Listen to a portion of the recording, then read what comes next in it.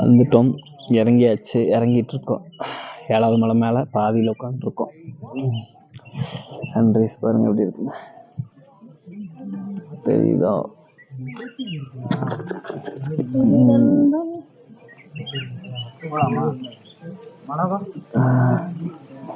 சூப்பரா இருக்கு. இறங்கிடலான்னு மனசு சொன்னாலும் கால் ஒத்துக்கல. 2 காலும் தொட ரத்தம் கட்டிடுச்சு. உங்களுக்கு எப்படி இருக்கு பிரபாரன்? 7 டைம் வந்திருக்கீங்கல்ல? என்னால வந்து கொஞ்சம் ரொம்ப கஷ்டமா இருக்கு. இது மாதிரி நான் ஏறினதே இல்லை. நல்லாதான் இருக்கு அனுபவம்.